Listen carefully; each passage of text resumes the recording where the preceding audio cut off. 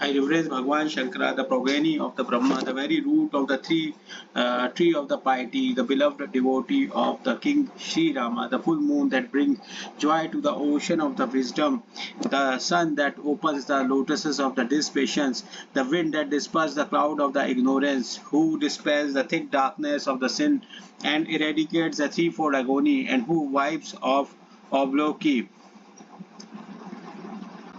I worship Sri Rama, the delighter of all, whose graceful form is an embodiment of joy and dark as a rainy cloud, who is clad in the charming yellow bark and carries in his hands a bow and arrow, who has a beautiful shining and a well-equipped quiver fastens to his vest, and has a pair of large lotus eyes, who is adorned with the tuft of the matted locks on his head, and who is seen journeying with Sita and Lakshmana. Sri Rama's virtues, Uma, are mysterious. The sages as well as learned men develop dispassions when they appreciate them, while the deluded fools who are hostile to Sri Hari and have no love for piety get bewildered to hear of them. I have portrayed to the best of my ability the incomparable and the charming affection for Sri Rama of the citizens of Ayodhya as well as Bharata. Now hear all of the all holy exploits of Lord that he wrought in the forest to the delight of the gods, men and the sages. On the one occasion, Sri Rama cut lovely flowers and made with his own hands a number of ornaments with which he fondly decked Sita and sat with her on a beautiful rock of the crystal. The foolish son of the Indra, the lord of Celestia, took the form of crow and wanted to test the might of the Sri Rama, the lord of the Rahu, even as the most dull-witted ant should sound the depth of the oceans. The stupid fools who has distinguished himself as a crow with a sinister motive bit Sita in the foot with the beak and flew away. The Lord of who came to know it only when blood rained from her foot and fitted a shaft of reed to his bow. The Lord of Rahu is extremely compassionate and is always fond of the meek, but the mischievous fools came and played a trick even with them.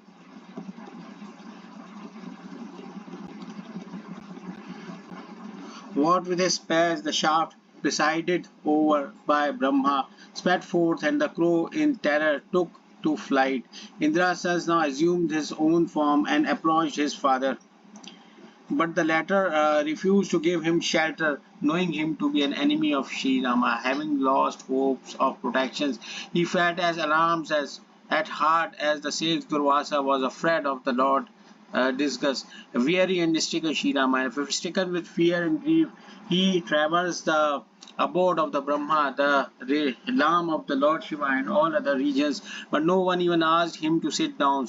Who can dare afford shelter to an enemy of the Sri Rama? Listen, Garuda mount of the Sri Hari, mother become a terrible as death, and the father assumes the lord of the Yama, the god of the death. Ambrosia turns into the woman, and friends become as hostile as 100 enemies. The celestial river Ganga is converted into the Vatarni.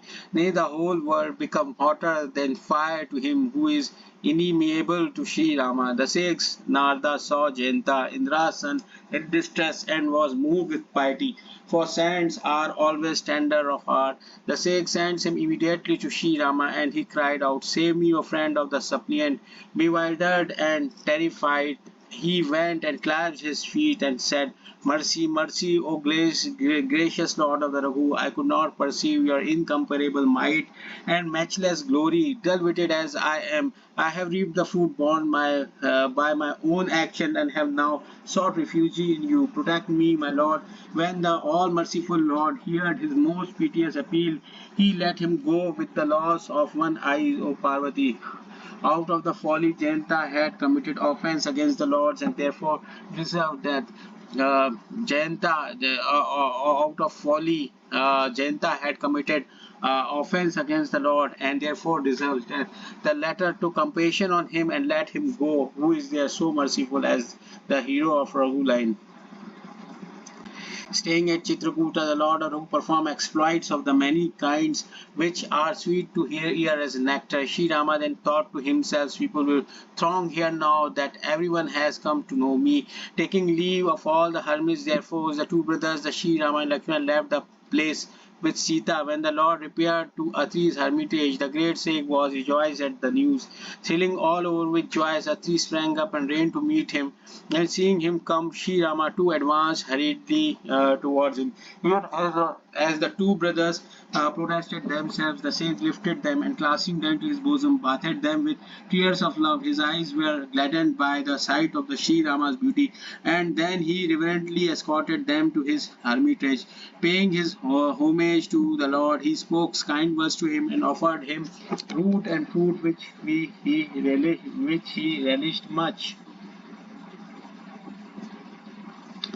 As the Lord took his seats, Atri, the sake of the sake, supremely wise as he was, feasted his eyes on his loveliness, and joining his palm, proceeded to extol him.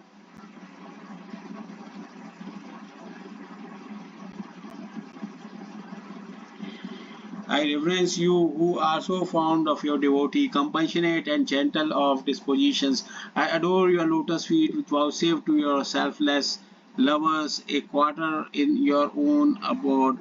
You are possessed of an exquisitely beautiful Swarti form. You are Mount Mandara as it were, to churn the ocean of the mundane existence. You have eyes like the full-blown lotus and rid your votaries of the pride and other vices. Immense in the night of your long arms and immeasurable your glory, you carry on your person a queer, a bow, and the arrow. O Lord of the three words, the ornament of the solar rays, you broke the bow of the great Lord Shiva, delighted the greatest sages and the saints. You crushed the host of the demons, the enemies of the god. You are object of reverence to Lord Shiva and are adored by the Brahma and other divinities. An embodiment of the pure consciousness, you destroy all evils. I bow the Lakshmi's Lord, the fountain of joy and salvation of the saints. I adore you with your spouse Sita and younger brother Lakshmana. You are yourself a beloved younger brother of Indra, such Lord. We men who worship the sole of your feet and are free from the jealousy sink not into the ocean of metaphysics, turbulent with the billow of the wrangling. They too living in seculations constantly worship you with their senses and the mind fully subdued to the sake of attaining liberation are able to realize their own self.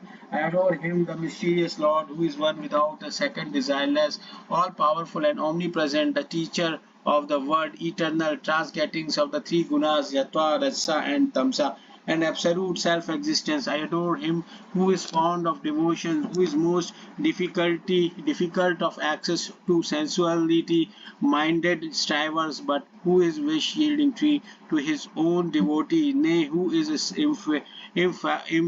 impartial and so easy to worship from day to day. I bow to Sita's Lord King Rama of matchless beauty. I reverence you, be gracious to me and grant me devotion to your lotus feet. Man who recites this hymn with reverence undoubtedly attain your abode, acquiring devotion to your feet at the same time. Having prayed thus, the sage bowed his head and joining his palms spoke against my mind, O Lord, may never abandon your lotus feet.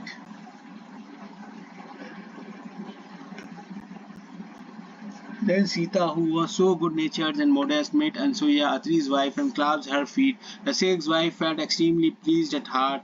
She blessed her, and seeing her by her sides, arrayed her in heavenly robes and ornaments that remains ever new, clean and charming.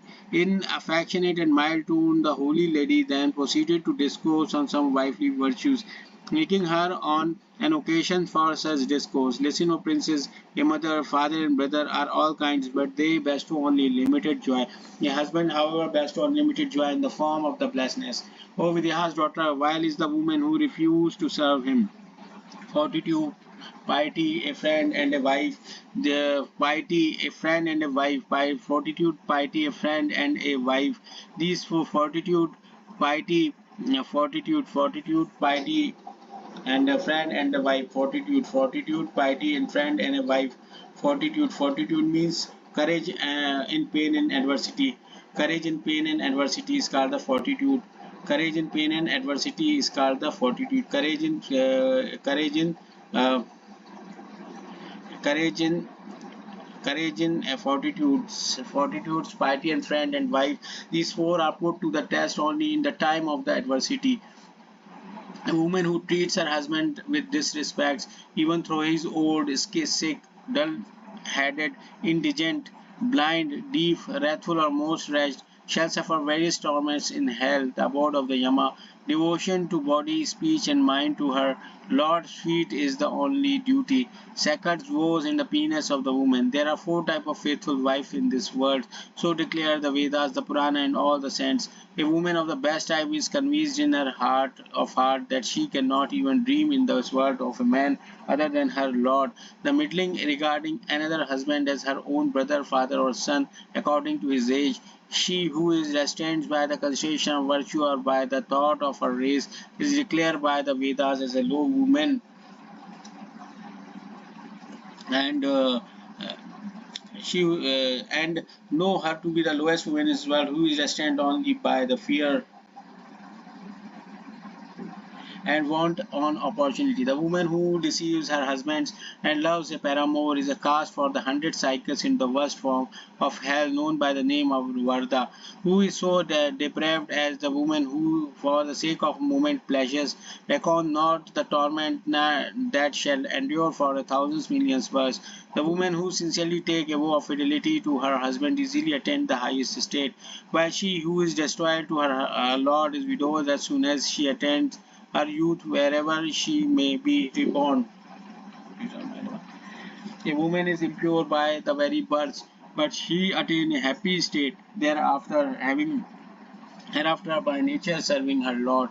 It is due to her loyalty to her husband that Tulsi is loved by Srihari even to this day, and her glory is sung by all the four Vedas. Listen, Sita, women will maintain their vow of fidelity to their husbands by invoking your very name. Sri Rama being dear to you as your own life. It is for the good of the world that I have spoken to you on the subject.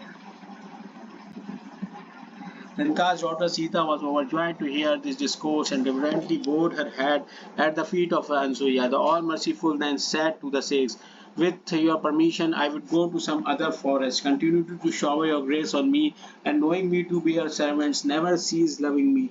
Hearing these words of the Lord, who was champion of the virtue, the enlightened Sikh lovingly replied, you are the same Rama, the supreme deity, the beloved of the desireless, and the friend of the meek, whose favor is sought by the Brahma, Lord Shiva, the Sikh, Shankara, and all other preachers, knowers of the highest reality. And yet you are addressing such polite words to me. I now understand the wisdom of she goddess Lakshmi, who chose you as her Lord, to the exclusion of all the other gods. Who can he who is unequaled and unsurpassed by any one else be less amiable than he is? How can I say, you may go now, my lord? Tell me, your master, knowing as you do the heart of all. Having spoken thus, the Sikh kept gazing on the Lord, thrilling all over with emotions, and his eyes flowing with tears. Thrilling all over with excess of love, the Sikh riveted his eyes on the Lord's lotus face.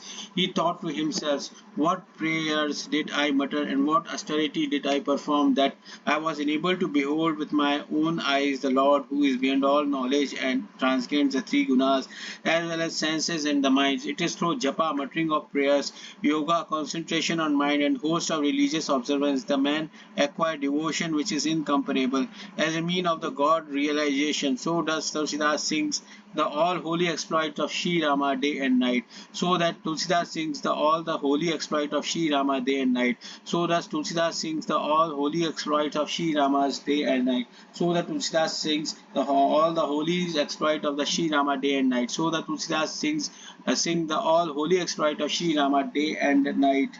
The praise of the Sri Rama destroy the impurities of the Kali age, subdue the mind, and are source of the delight. The praise of the Sri Rama destroy the impurities of the Kali age, subdue the mind, and are source of the delight. The praise of the Sri Rama destroy the impurities of the Kali age, subdue the mind, and are the source of the delight. The praises of Sri Rama destroy the impurities of the Kali age, subdued the mind and the sense of the source of the delight. ShriRam remains ever propitious to those who listen to them with reverence. Sri Rama remains ever propitious to those who listen to them with reverence. Sri Rama remains ever propitious to those who listen to them with reverence. Sri Rama remains ever propitious to those who listen to them with reverence. The terrible age Kali's repository of sin, piety, spiritual wisdom, yoga or japa are out of place in this age. The terrible age of Kali's repository of sins, piety, spiritual wisdom, yoga or japa are out of place in this age. They alone are wise who worship Sri Rama, giving up all hopes. They alone are wise who worship Sri Rama, giving up all other hopes. They alone are wise who worship Sri Rama, giving up all other hopes. Bowing his head at the lotus feet of the sage, Sri Rama, the lord of the celestial human being and the sage, proceeded to the woods. Sri Rama walked foremost while Lakshmana followed him in the rear, both appearing most lovely in the grip of the hermit between the two. Lord Sita, who was the same as Shri, the goddess of prosperity, shone forth like Maya, which stands between Brahma, the absolute, and the Jiva, the individual soul. Rivers and the thickest hills and the rugged valley recognized this lord and gave him a smooth passage. Wherever the divine lord of the Raghu passes, the clouds made a canopy in their heaven. Even as the tribe wended their way, the demon Viritha when demon Viritha met them and the hero of Raghuline slay him as soon as he made his appearance. Meeting his death at the hands of the Lord, he immediately attained a beauteous divine form. Finding him led immeasurable existence, the Lord sent him to the own abode, accompanied by his lovely younger brother Lakshmana and Jinka's daughter. The Lord then visited the sage Sarabhanga. Gazing on the Sri Rama's lotus face, the eyes of the great sage reverently drank in its beauty like bees. Blessed indeed was the birth of the Sharbhanga. Said the sage, listen, gracious Lord, the hero of the Raghuline, the swan disporting in the Marsal lake of the Lord Shiva heart. I was about to leave for Brahma's abode when the report reached my ears that the Sri Rama yourself was coming to the forest. I have ever since watched the road day and night. My heart is now soothed at the sight of my Lord. I have accomplished nothing to deserve your grace, yet you have shown your grace to me, knowing me to be your humble servants. Really speaking, however, you have done me no favor, my Lord. You have only redeemed your woe. O stealer of your devotees' hearts, for the sake of his humble servants remains here before my eyes, till I have quitted this body and meet you in your own abode. So saying, the sage offers to the Lords whatever practice or yoga, sacrifice, japa, muttering of prayers, penance, and fasting he has done, and receiving in returns the boon of the devotions. Having thus acquired the rare gift of devotion, the sage Sharbhanga prepared a further pile and discarding all attachment from his heart ascends it. Constantly abide in my heart, O Lord, with Sita and your younger brother Lakshmana, in your qualified and embodied form. Swati is a dark cloud, O graceful Rama. Having said so, he burns his body with the fire of the yoga, and by the grace of Sri Rama rose to Vaikuntha. The sage was now absorbed into the person of the Sri Hari for the simple reason that he had already received the boon of the personal devotions. The multitude of sage assembles on the occasions, who saw the high state to which the great sage of sages assembled on the occasion, who saw the highest state to which the great sage had now been translated, were greatly delighted at heart. All the host of the sages now extol the Lord. Glory to the friends of the suppliant, the fountain of the mercy. Then the Lord of Raghu went on further into the forest, and many a host of the great sages accompanied him. Seeing a heap of bones, the Lord of Raghu was moved with great compassion and inquired the hermit about the same.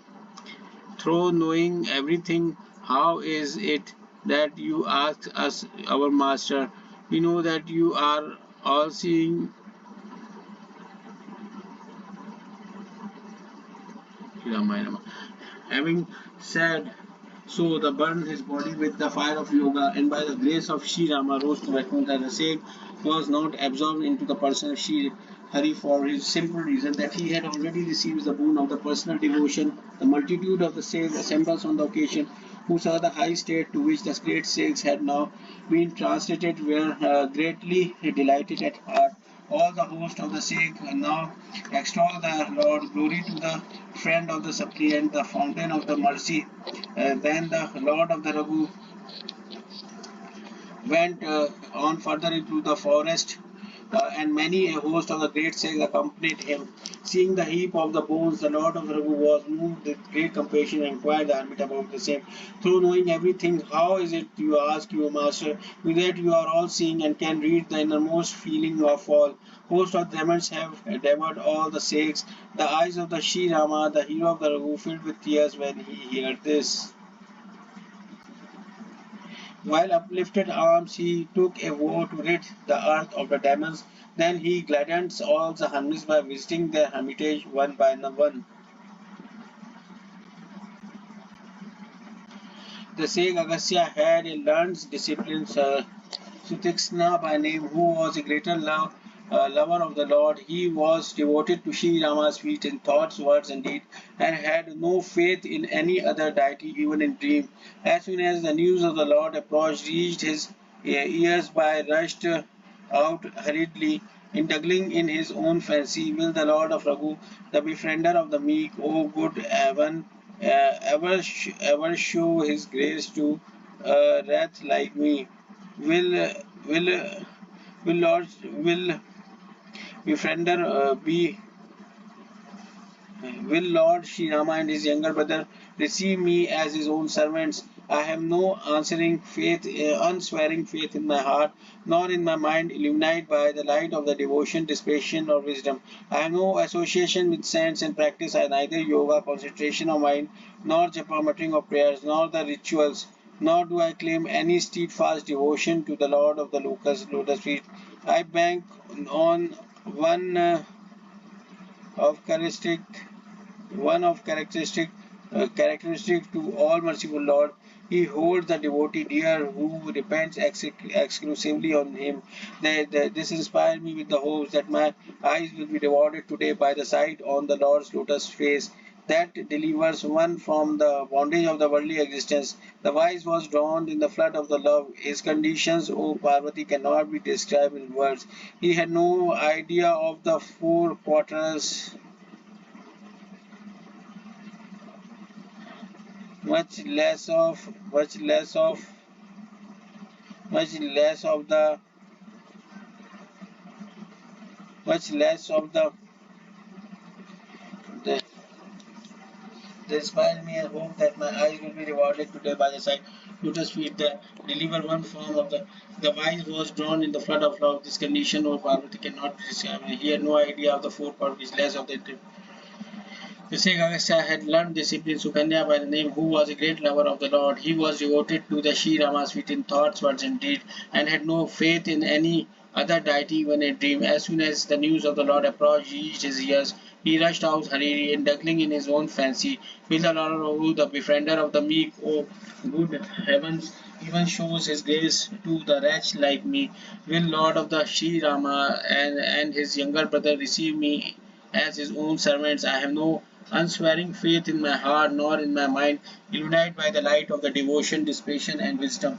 I have no association with saints and practice neither yoga, concentration of mind, nor japa, muttering of prayers, nor the rituals, nor do I claim any steadfast devotion to the Lord of the lotus feet. I bank on our one characteristic of all merciful Lord. He holds the devotee dear who depends exclusively on him. This inspires me with the hopes that my eyes will be rewarded today by the sight of the Lord's lotus feet that delivers one the from the bondage of the worldly existence. The wise was drowned in the flood of love. His condition, O Parvati, cannot be described in words. He had no idea of the four quarters, much less of the intermediate point of the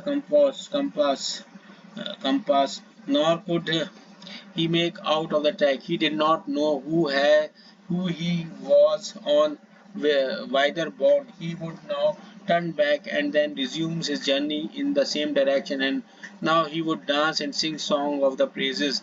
The sages had been gifted with devotion of the nature of the intense love, and the Lord watched him hiding behind a tree.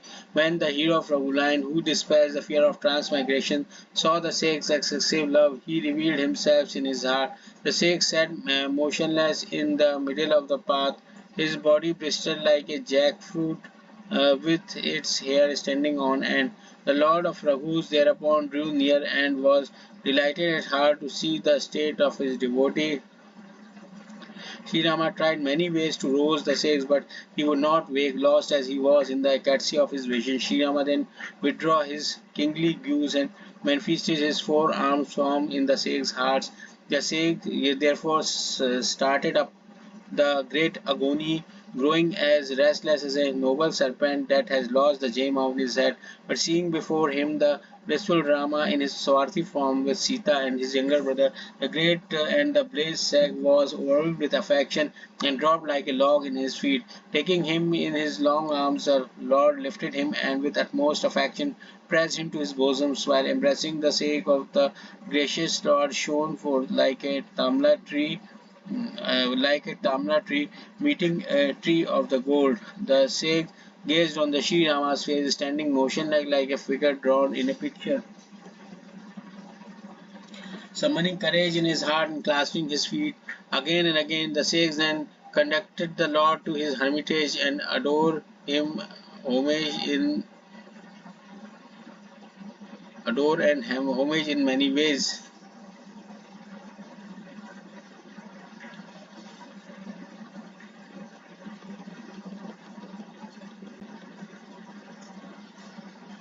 Said the Sheikh, listen.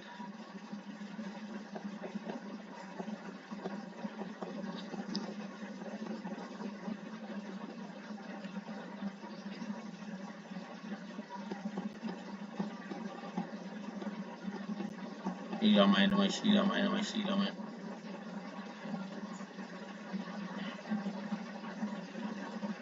Uplifted arm, he took a word.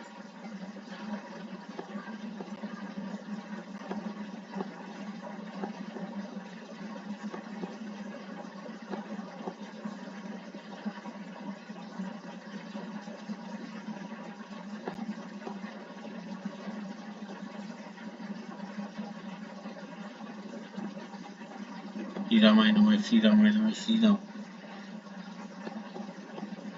Shri Ramayana, Shri Ramayana, Shri Ramayana.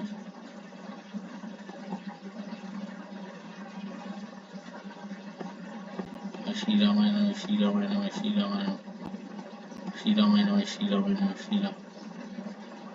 Shri Ramayana, Shri Ramayana, Shri Ramayana, Shri Ramayana. Summoning courage in his heart and clasping his feet again and again, the Sheikhs then conducted the Lord to the hermitage and rendered him homage in many ways.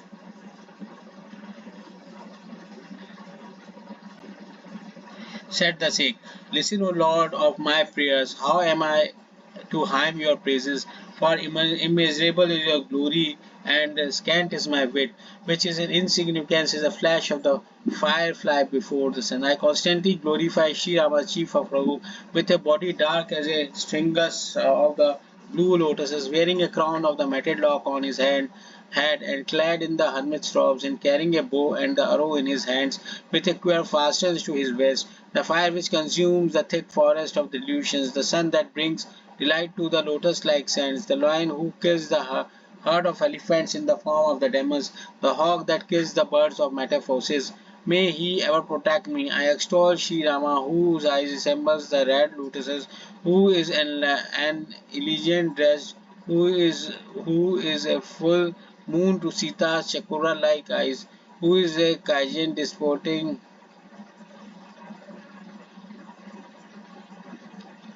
Said the Say, listen, O Lord of my prayers, how am I hymn your praises? For immeasurable your glory, and scant is my wit, which is insignificant as a flash of the firefly before the sun. I constantly glorify ShriRama with a body dark as a string of the blue lotuses, wearing a crown of the matted lock on his head, and clad in the hermit's robes, and carrying a bow and arrow in his hand, with a quiver fastened to his waist. The fire which consumes the thick forest of the delusions, the sun that brings delights to the lotus-like sands, the lion who kills the herds of the elephant in the form of the demons, the hawk that kills the birds of the metamorphosis.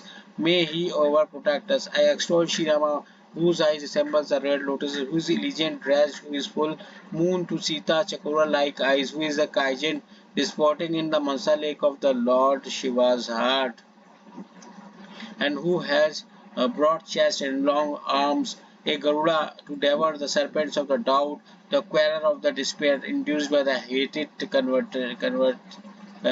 controversy, the uprooter of the transmigration, the delighter of the gods, the embodiment of the compassion. May he ever protect us. I sing the praises of Sri Rama, the reliever of the earth burden, who is both with and without attributes, who is partial as well as impartial, who transcends knowledge, speech, and the senses, and has no compare, nay, who is all pure, all comprehensive, faultless in the unlimited, a veritable garden of the wish-healing tree to his devotee, who keep away wrath, greed, pride, and the lust, who is most unbend of manners, and bridge to cross the ocean of the mundane existence. May that champion of the solar race ever protect me.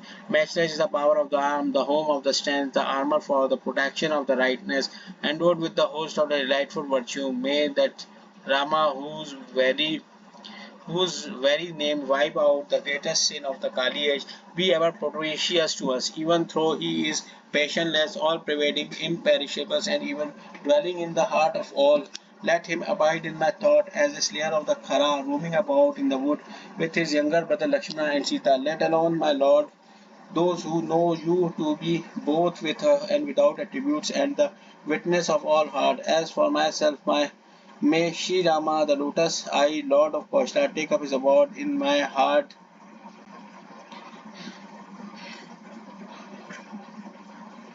Let not this exalted feeling disappears from my mind, even in an unguarded moment, that I am his servant and the Lord of Raghu is my master.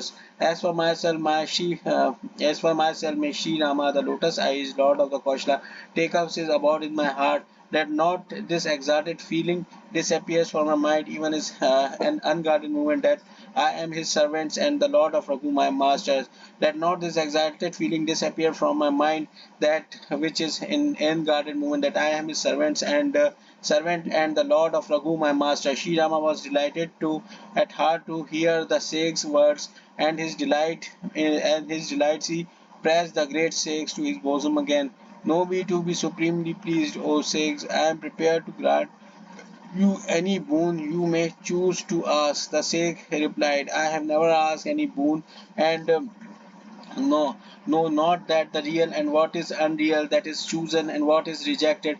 Therefore, O delighter of your devotee, grant me that which pleases you. O Lord of Raghu, may you become a repository of the worldly wisdom and goodness, as well as intense devotion, dispassion, and spiritual wisdom. I have received the boon that my Lord has been pleased to grant. Sri Rama was delighted to hear. Let not this exalted feeling disappear from my mind. As for myself, my Sri Rama, as the lotus-eyed Lord of God, take up his abode in my heart. Let not this exalted feeling disappear from my mind, even is an unguarded moment, that I am his servant and the Lord of Raghu is my master. Sri Rama was delighted to hear the six words, and his delights he pressed the great sex to his bosom again. Know me to the supremely pleased, O Sheikhs, I am prepared to grant you any boon you may choose to ask. The Sheikh replied, I have never asked any boon, and know not what is real and what unreal, who is chosen and who is rejected. Therefore, delighter of your devotee, grant me that which pleases you. O Lord of the Rue, may you become a repository of worldly wisdom and the goodness, as well as the intense devotion, dispassion, and spiritual wisdom. I have received the boon that my Lord had been pleased to grant. Now vouchsafe to me that which is the cherished by me, and vouchsafe to me that which is cherished by me. Ah, with the bow and the arrow, and accompanied by your younger brother and the Jinka's daughter, O Lord of Ragupre, dwell forever like a moon in the ferment of my heart, throw free from every desire. Armed with the bow and arrow, and accomplished by your younger brothers and the Janka's daughter, O Lord of Rama, pray, dwell forever like a moon in the ferment of my heart, throw free from every desire. So be it, said Sri Rama, the abode of the Lakshmi, as he joyously started on his visit to the Char-born sage Agastya. It is a long time since I last saw my Guru and came to live in his hermitage. Now, my lord, I will go with you to see my Guru. Thus, I am not putting you under any obligation. The fountain of mercy saw through the sage's cleverness, and both of the brothers smiled as they took him with them, discoursing on the way on the incomparable cult of devotion to his own feet. Sri Rama, the king of the gods, arrived at the hermitage of Sage Agastya. Sukanya immediately saw the Guru, and after protesting himself before the latter, thus addressed him: My lord, the two sons of the king Dasharatha, Kaushala Lord, the support of the world, have come to see you. Sri Rama, accompanied by his younger brother Lakshmana and Videha's daughter Sita, who name you reap night and day, venerable sir. Agastya started up as soon as he heard his and rain, and at the sight of the Sri Rama, the eyes were filled with tears. The two brothers fell at the Sheikh's lotus feet, and the Sheikh took and clasped them to his bosom with the utmost affections. Courteously inquired after their welfare. The enlightened Sheikh conducted them to an magnificent seats, and then offered worship in various ways to the Lord, saying, There is no other man so blessed as I am. Everywhere other Sheikhs has assembled there were all delighted to behold the fountain of joy. Where whatever other Sheikhs has assembled there were all delighted to behold the fountain of joy.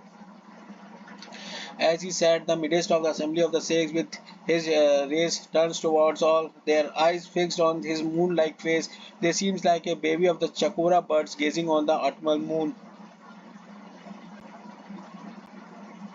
Then said Sri Rama, the hero of Raghuline, to the Sikhs, I have nothing to hide from you, my lord. You know what for I have come. That is why, holy sir, I have not dwelt at the length on these points. Now, my good sir, give me some advice by following which I am able to kill the enemies of the hermits. The Sikh smiled when he heard the Lord's remark, with what intentions have you asked me this question? It is by virtue of my devotion to you, O destroyer of the sin, that I know a bit of your glory. Your Maya creative potency is like a huge tree of the species known by the name of Uberara, with the countless multitude of universe for its clustering fruit. The animate and the animate, the animate, the animate and inanimate being in buggling various universe are like to insects that dwell inside the fruit and know for no other things fruits besides the other than inhabitants. The relentless and the dreadful time spirit devours these fruit, but even that devouring time ever trembled in fear to you. You who are the suzerain lord of all the regional lords have asked my advice as though you were the ordinary human being. I ask this boon of you, O home of the mercy. Dwell in my heart with your spouse Sita and younger brother Lakshmana, and let me have intense devotion, patience, fellowship with the saints, and unbroken love for your lotus feet. Even though I know you to be the same as the individual and the infinite Brahma, the Absolute, who can only be realized and cannot be known by the other means, and is afforded and is adored by the afforded. O home of the mercy, pray, dwell in my heart with your spouse Sita and younger brother Lakshman. Let me have intense devotion, dispassion, fellowship with the saints, and unbroken love for your lotus feet. Even though I know you to be the same as the indivisible, infinite Brahma, the Absolute, who can only be realized and cannot be known by any other means, who can only realize and other means.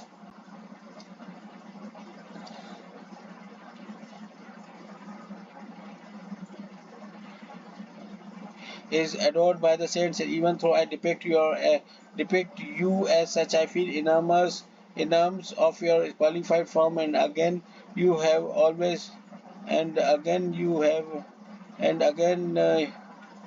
You have always exalted your servants, that is why you have thought fit to consult me. O Lord of the Raghu, there is my Lord, a most charming and the holy spot. It is called Panchavati. Sanctify the Dandaka forest where it is situated and redeem it from the terrible curse of the great sage Shukracharya. Take up your abode there, O Lord of the Raghu line, and show your grace to all the Sikhs. On receiving the Sikhs' permission, Sri Rama departed drew near to the Panchavati in a short while. He made Jatayu the king of the vulture and developing friendship with him in many ways. The Lord stayed near to the Godavari where he made himself thatched hut of leaves. From the time Sri Ram took up his abode, there is a Sikhs lives happily and were rid of all fears. The hills, woods, the streams, and the lakes were suffused with the beauty, and the grew yet more lovely day by day. The birds and the deers were full of joy, and the bees with the sweet humming looked very charming. Not even Sikhs, the king of the serpents, would be able to would be would be able to describe the forest which was adored by Sri Rama, the chief of Raghu. In his manifested form, one upon a time, as the Lord was sitting at ease, Lakshmana addressed him in ruleless words: O Lord of the gods, human beings, saints, and all animate and inanimate creation, I ask you as of my own master, instruct me, my Lord, how I am be able to adore the dust of your lotus feet to the exclusion of everyone, how I am able to how I am be able to adore the dust of your feet to the exclusion of everything else. Discourse to me a spiritual wisdom and dissipation as well as my illusions, and who speaks to me about bhakti due to which you shower your grace. Also explain to me all the difference between gods and the individual souls, so that I may be developed to your feet and my sorrow, infatuation, and delusions may disappear. I will explain everything in a nutshell. Listen, dear brother, with your mind, intellect, and reason fully absorbs. The feeling of I and mine and you and yours is Maya, illusion which holds sway over all created being. Whatever is perceived by the senses and that which lies within the reach of the mind, known it is all by to be Maya. And here of its divisions too, they are two: knowledge and the ignorance. The one ignorance is vile and extremely painful and has cast the jiva into metamorphosis. The other knowledge, which brings forth the creation and which holds sway over the three gunas, sattva, rasa, and tamsa, is directed by the Lord and have no strength of its own. Spiritual wisdom is that which is free from all blemishes in the shape of the pride, etc., and which sees the Supreme Spirit equally in all. Your dear brother should be called a man of supreme dispassion, who has sprung all supernatural power as well as the three gunas of which the universe is composed, as if of no more accounts than a blade of grass. That alone deserves to be called a jiva, individual soul, which knows not Maya, nor God, nor one's own self, and Shiva, God, is he who avoided bondage and liberation according to one's desires, transcends all, and is the motivator of Maya. Shri Ramayana, Shri Rama, Shri Ramayana, Shri Ramayana, Shri Ramayana, Shri. That alone deserves to be called Jiva, individual soul, who knows not Maya, nor God, nor oneself, and Shiva, God, is he who avoids bondage and liberation according to one's desires, transcends all, and the motivator of the Maya. That alone deserves to be called Jiva, individual soul, which knows not Maya, nor God, nor one's own self. Shiva, God, is he who avoids bondage and liberation according to one's desire, transcends all, and is motivator of Maya.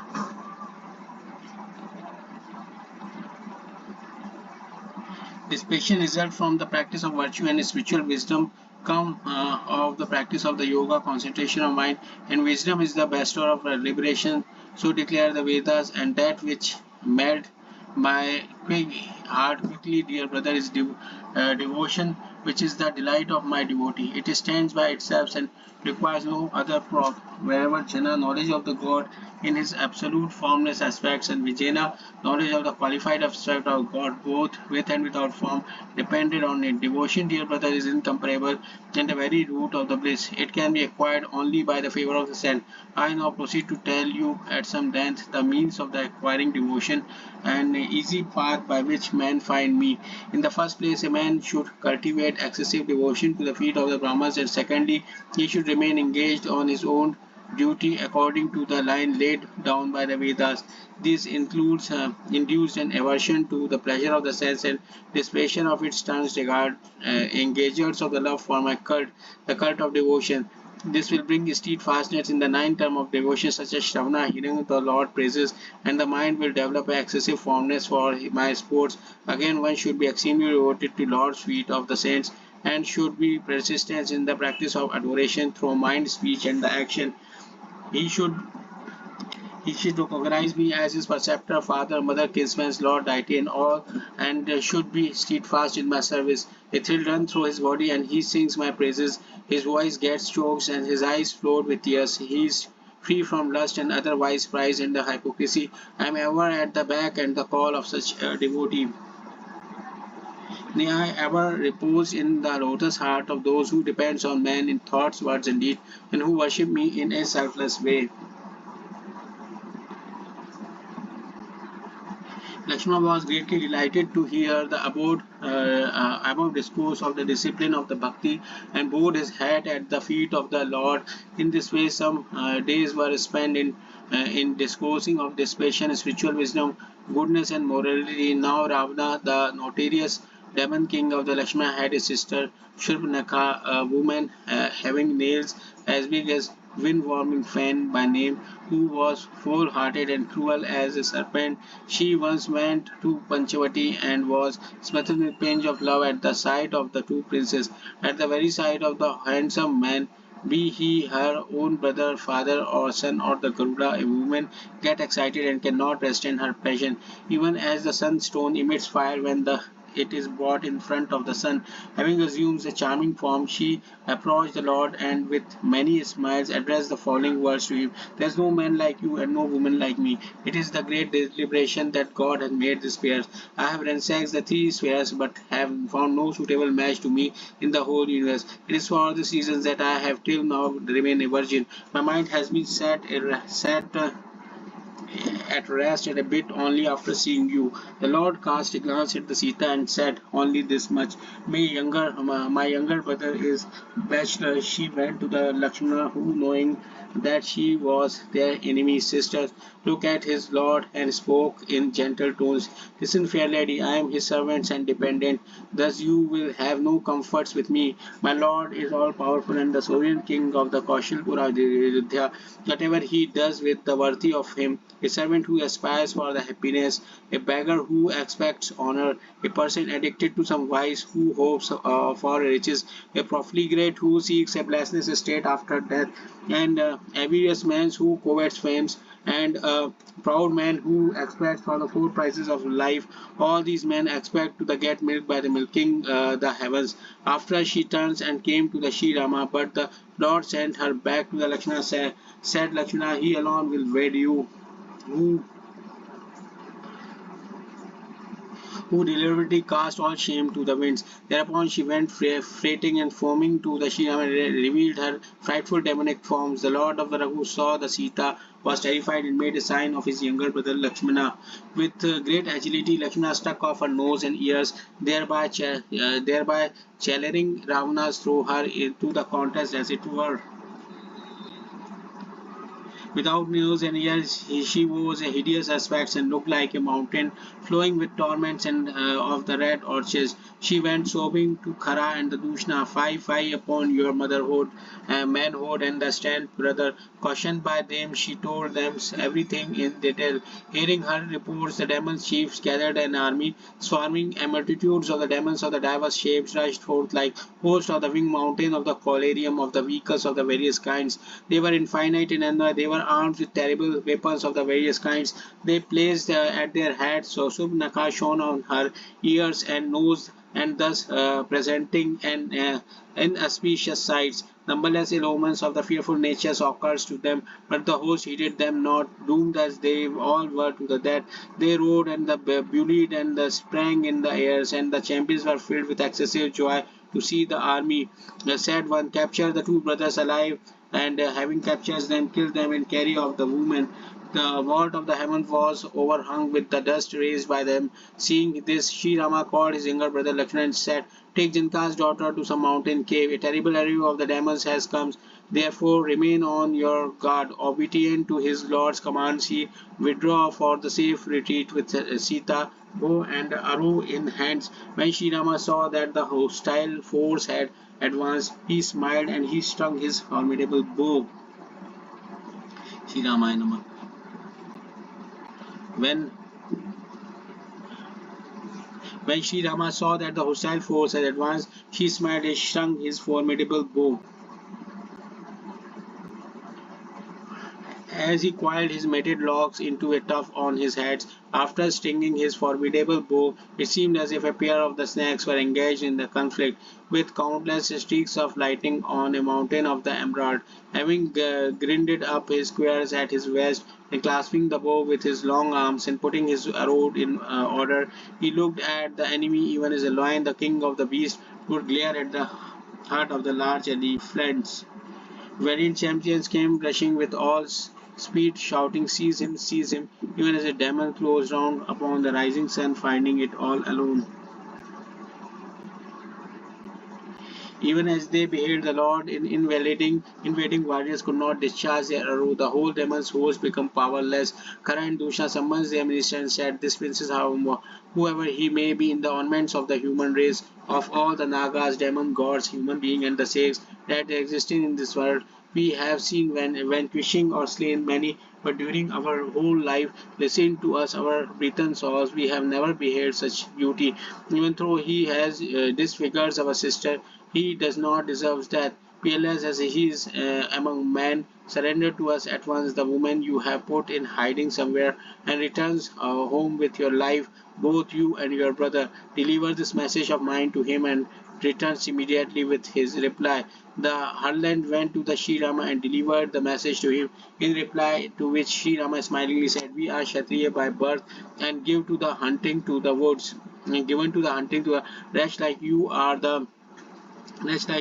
the games, and we are tracking. We are never dismayed at the sight of the mighty foe, and would give battle to the death himself if he ever appeared before us. Through human being, we are the exterminator of the race of the demons, and through youthful in appearance, we are the protector of hermits and torments of the wicked. If you have no strength in fight, you had better return home. I never kill an enemy who has turned his back upon the field of the battle. When you have come up in the fight, it would be height of the weakness to play willy pranks or the show compassion to your enemy." The Harlands returns forthwith and repeated all that they have been told. The heart of the Khara and Dushna was on fire when they heard it. Their heart was on fire, and they exclaimed, "Capture him!" Hearing with fierce demons, champions rushed forth, all armed with the bows and the arrows, the steel clubs, spears, screamnuts, max, and the axes. First of all, the Lord gave him bow and twang, sheer, terrific, and the fearful, which defended and distressed the demon, and they had no sense left in them at that time. Having learned that they were confronting a powerful enemy, the demon warriors now rushed with cautious and began to hurl missiles and weapons of the various kinds of the Sri Rama. The hero of Raghuline, however, tore them into the pieces as small as sesame seeds, and then drawing to the bow strings to his ears, let fly his own arrow.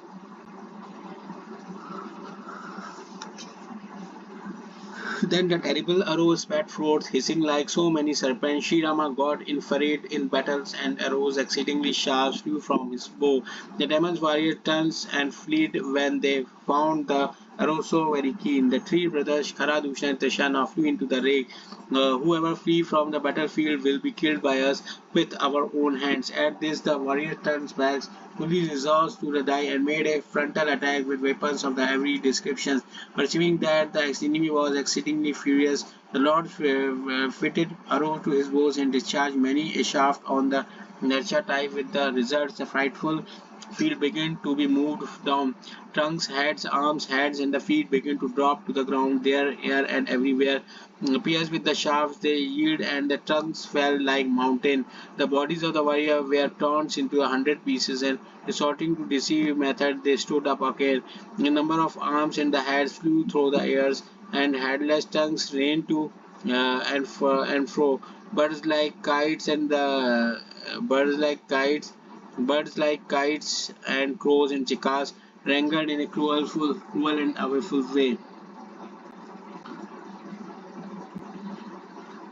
Jackal's jangled ghost spirits and the fiend filled the bowl of the skulls with blood. Devil clashes the hand of the slain warrior like cymbals in the Yogini dance. Sri Rama fierce arrows tore to the pieces of the leaders' crashed arms and the heads. Their bodies fell on every side, so they stood up again to fight with terrible cries of seize capture. Vulture flew away with the ends of the entrance of their cleft, with goblins scampered with the others' ends and had their hands. One might fancy numberless children of the town on the battlefield were flying kites. A large number of champions that had been smitten or knocked down, or whose breast has been torn by mourning. Finding their army in distress, leaders like Sishakar and Dushna turns towards Shirama. Countless demons hurled furiously against the hero of Raghuline. Arrows, spears, iron clubs, axes, javelins, and daggers at all once. In the wrinkling of the eyes, the Lord warded off the enemy's shafts and sent forth his own arrow, planting 10 shafts in the breast of each champion of the demon host.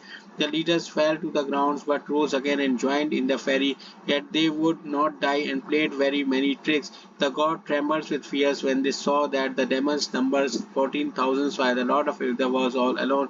Finding the gods in the six alarms, the Lord, who is the controller of Maya cosmic power, what a great miracle. The demons saw one another in the form of Shirama, so that the enemy warriors fought and among themselves and perished. Fought among themselves and perished.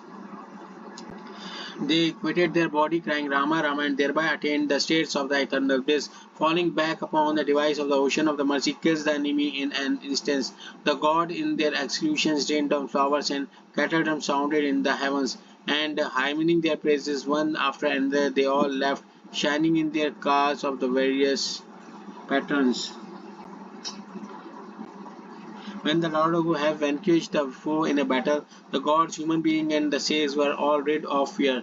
Then Lakshmana brought Sita back, and as he fell at his feet, the Lord joyously clasped him to his bosom. Sita fixed her gaze on his swarthy and delicate form with utmost affection, but her eyes knew no satiety. Thus, dwelling at Panchavati, the blessed Lord of the Rahu performed deeds that delighted gods and sages alike. Perceiving the destruction of Khara and Dushna, when the Lord of Rahu vanquished the battle, the god, humans, and being sages were rid of the fear. The Lakshmana brought so forget Ramayana. The quitted their body crying Rama and thereby attained the state of eternal bliss. Shri Ramayana. Among themselves and perished. Fought among themselves and perished. They quitted their body crying Rama and therefore attained the state of the eternal bliss. Falling back upon the device, the ocean of the mercy killed the enemy in an instant. The god then execution rained down flowers and the cattle enemy in an instant. Sounded in the heavens and hymning their praises one after another, they all left shining their cars of the various patterns. When the Lord of Rahu had vanquished the foe in a battle, the gods, human beings, and the sages were all rid of the fear. Then Lakshmana brought Sita back, and she fell at his feet, and the Lord joyously clasped him to her bosom. Sita fixed her gaze on his swarthy and delicate forms with utmost affection, but her eyes knew no satiety. Thus, dwelling at Panchamati, the blessed Lord of the Rahu performed deed that delights gods and the sages alike. Perceiving the destruction of Khara and Dushna, Subnaka approached Ravana and instigated him against Sri Rama. The great furry, she rated him in the following words: discarding all thought of your realms and exchequer, you drink and sleep day and night, and take no heed of the enemy who is now your very door. Sovereignty without political insight, well divorced from the virtue, noble deed that have not been offered to Shri Hari, and learning with does not beget discrimination, nothing but fruitless labor to the man who has gained such kingdom of wealth to the doers of the noble act and to the student respectively. A clause is quickly undone by the attachment, a king by evil counsel, wisdom by conceit, modesty by drinking, friendship by want of the love, and man of the merit by vanity. Such is the maxim I have heard. A enemy, a melody, fire since a master, and the serpents are never to be accounted terrified. So saying, and with profuse lamentations, she sat to weeping. In her distress, she threw herself down in the Ravana's courts, and with many tears said, "So do you think, my 10-headed brothers, that I should be reduced to this stage, even though you are alive?" On hearing this, the courtiers rose in the great bewilderment. Taking her by the arm, they lifted her up and comforted her. Said the king of the Lanka, "Tell me what has happened to you. Who has stuck off your nose and the ears?" Two sons of the Dasha, the lord of Ayodhya, who was lying among the men, are out for the hunting in the woods. The estimates that I have formed of his doing is that they will rid the earth of the demons, relying on the might of their arms. Lieutenant Ravana hermits roams about in the wood without fear, though quick, young to look. They are terrible as death, the staunchest of archers and accomplished in many ways. Both brothers are unequaled in might and the glory, devoted to the exterminations of the wicked.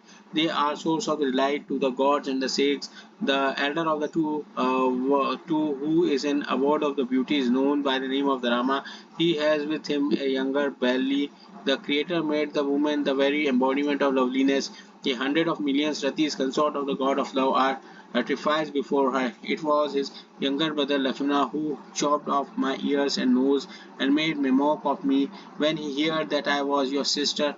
When Khara and Dushna heard of it, they went to avenge the wrong done to me. But Rama slew the whole army in a trice. The 10-headed demon Ravana burns all over with rage when he heard of the destruction of Khara, Dushna, and Trisha. Having consulted Supnaka, he boasted of his strength in many ways, but he retired to his place full of great anxiety and could not sleep the whole night. Among gods, human beings, demons, nagas, and the birds, he thought there is none who can withstand my servants. As for Khara and Dushna, they were all powerful as myself. Who else could have killed them had it not been the Lord himself? If therefore the Lord himself, the delighter of gods and reliever of the earth burden, has appeared on the earth, I will go and absolutely fight with him and cross the ocean of the mundane extent by falling to his arrows. Adoration is out of caution in this demonic body with his demonic in this body which is made up in the principle of ignorance tamsa. Therefore such is my firm resolves in thoughts, words, and deed, and if they happen to be some mortal princes, I shall conquer them both in the battle and carry off the bride. Having thus made up his minds, he mounted his carrots and drove off along to the spots where Marika was living by the sea shore. Now here Uma the delectable account of the divine that ShriRama employed. When Lakshmana had gone to the woods to gather roots, fruits, and the bulbs, Sri Rama, the very incarnation of the compassion and joy, spoke with a smile to Janaka's daughter.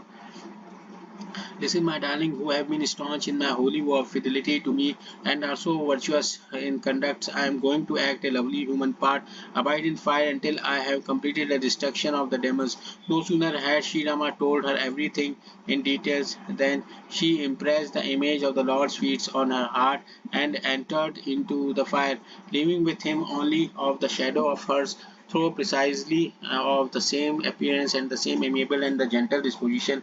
Lakshmana too did not know the secrets of what the Lord had done behind the curtain. The 10-headed Ravana approached Malika and bowed her head to him, selfish and vile as he was. The meekness of the mean creature is the source of the great trouble. Like the bending of the god, no snake or cat, the sugar-coated spells of the villain is alarming. Bhavani Parvati is a towers that bosom out of the season.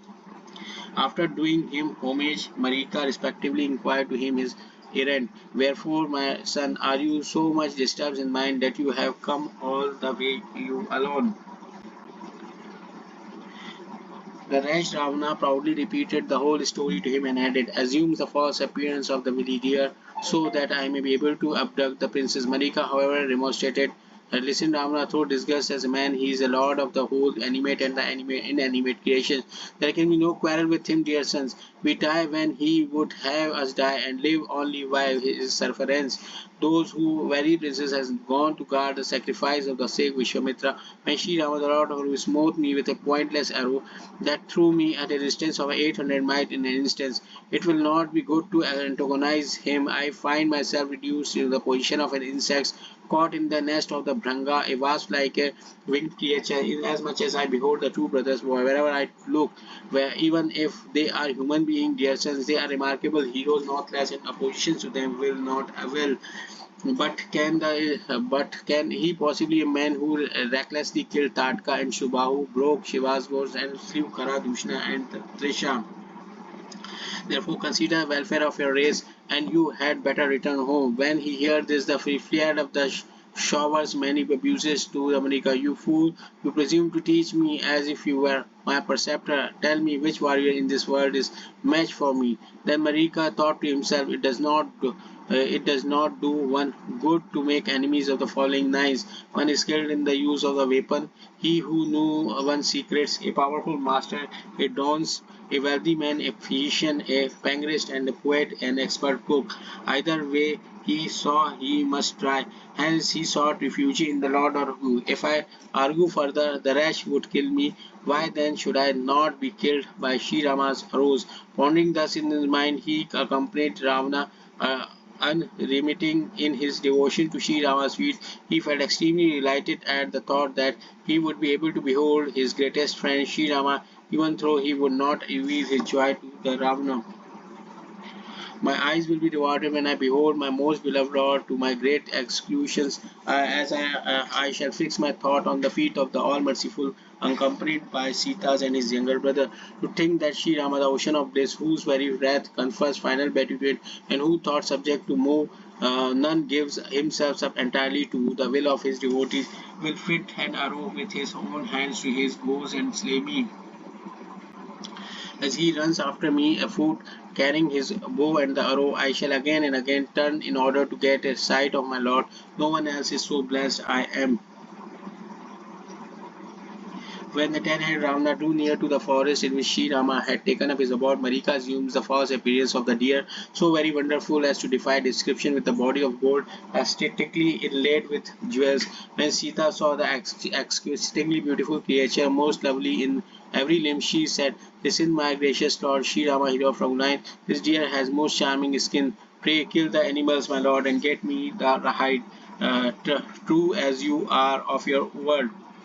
Thereupon the Lord of Ravi, even though he knew all the circumstances that had led Marika to assume the semblance of the deer, arose with the joy accomplished the object of the god.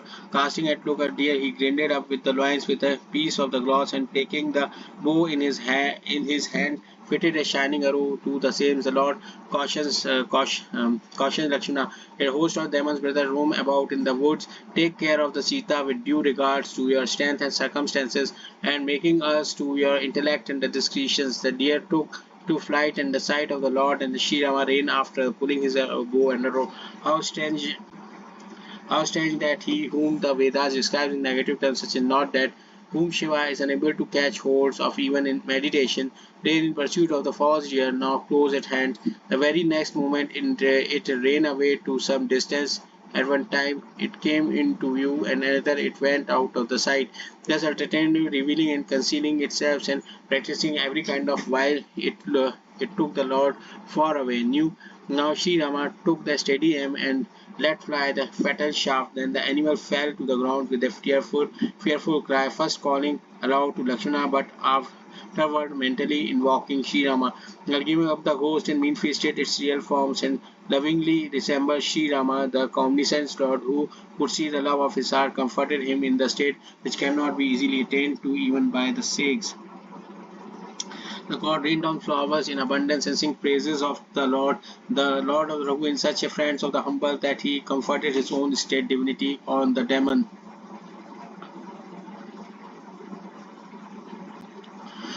As soon as He slain the wretch of the hero of Raghuline, turns back, the charming bow of in his hands and the quiver at his waist.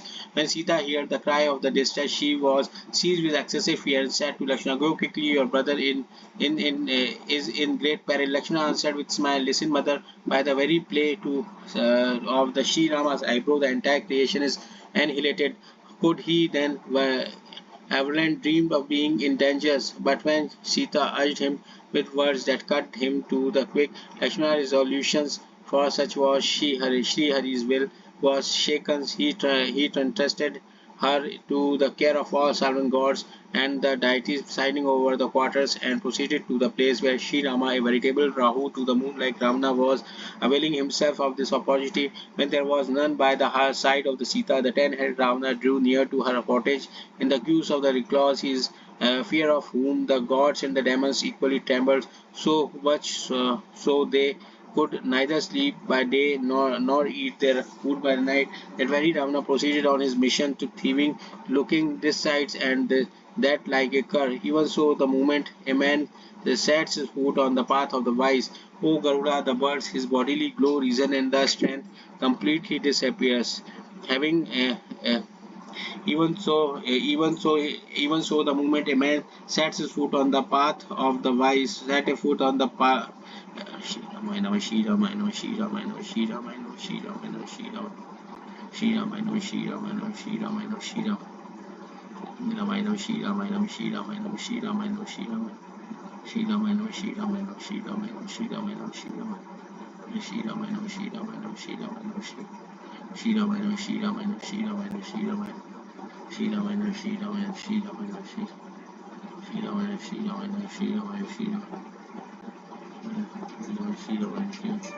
In don't travel in abundance and same praise. Shri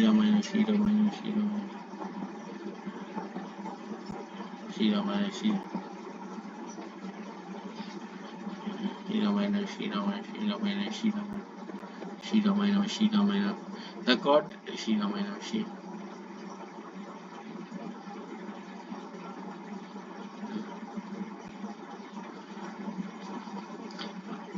Thereupon the Lord, even though he is through the circumstances, the Lord cautions Lakshmi Shri Ramayana, note that.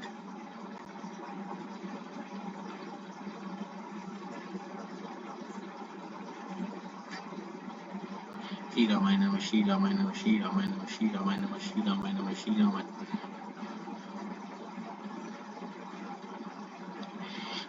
That very Ravana proceeded to the mission of thieving, looking like side and that side like a cur. Even so, the moment the man sets his foot on the path of the wise, O Garuda, the birds of the king, he bodily grow, reason and the strength completely disappears.